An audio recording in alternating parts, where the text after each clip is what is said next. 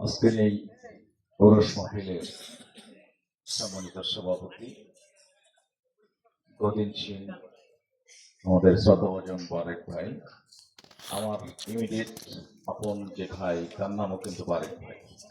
সেই হিসেবে আমার বারেক ভাই গত ডিসেম্বর মাসে ইন্তেকাল করেছেন, ডিসেম্বর মাসের 15 তারিখে।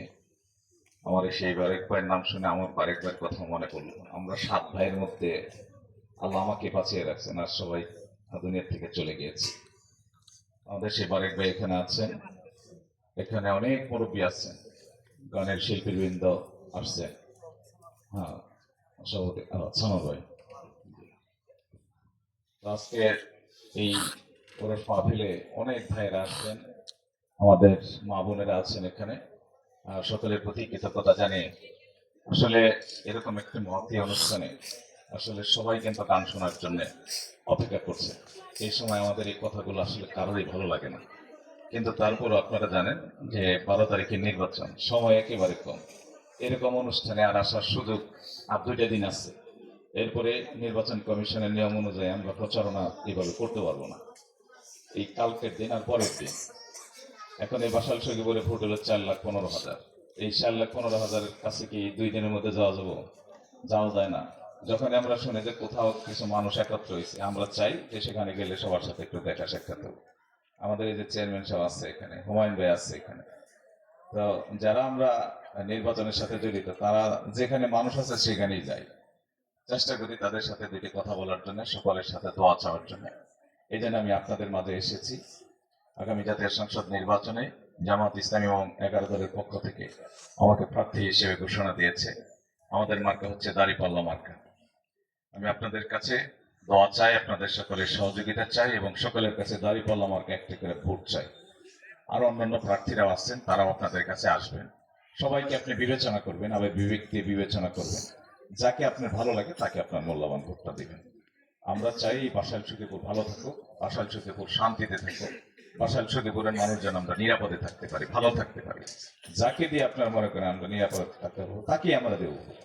কিন্তু প্রার্থী যারা আসছে সবাই তো যার যার কথা বলবে, এটাই স্বাভাবিক। এই জন্য আমি আপনাদের সকলের কাছে আবারও দোয়া চাই।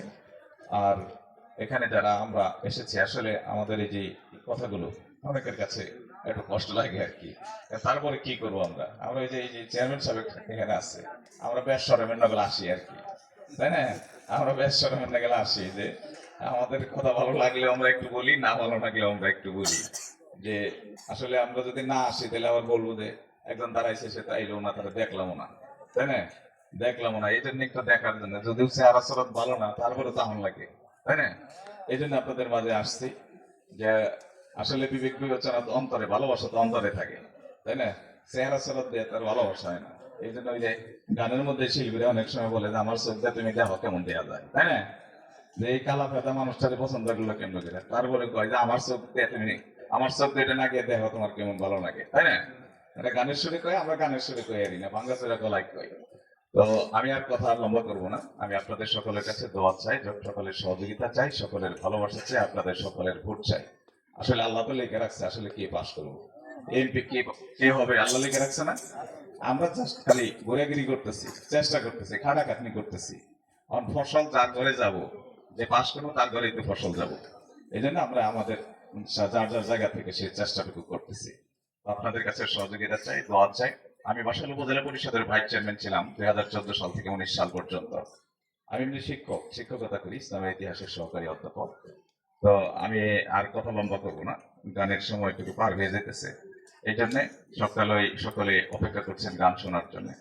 আমি আবারও সকলের কাছে দোয়া চাই, সহযোগিতার চেয়ে। আপনাদের কারো ছোট ভাই, কারো বড় ভাই, আমাদের বাবা তুল্য অনেকে, আমার বাবার তো বয়সী অনেকে আছেন এখানে, তাদের ভাতিজার মতন মনে করে, আপনাদের ভাতিজার মতন, কারো ভাইয়ের মতন, আমাদের মা বোনেরা আছেন তাদের কাছে ভাই ভাতিজার মতন মনে করে সামনের দিনে দাঁড়িপাল্লা মার্কে আমাদের ভাই আসছিল, আমাদের ভাতিজা আসছিল, সফি আসছিল, দাঁড়িপাল্লা মার্কে একটা ভোট দেওয়ার পিছিয়ে দেখি একটা ভোট দেওয়া যায় কিনা। এই কথাটুকু বলি, সবাইকে ধন্যবাদ জানিয়ে কর্তৃপক্ষ আমাকে ভোট দেওয়ার জন্য কথা বলার জন্য সুযোগ দিয়েছেন, কর্তৃপক্ষ সুযোগ দিয়েছেন, এজন্য কর্তৃপক্ষের প্রতি কৃতজ্ঞতা জানিয়ে আপনারাও এই বিরক্তিকর কথা বলেও শুনছেন ধৈর্য ধরে, এই জন্য আপনাদের প্রতি কৃতজ্ঞতা জানিয়ে আমি আমার কথা শেষ করছি।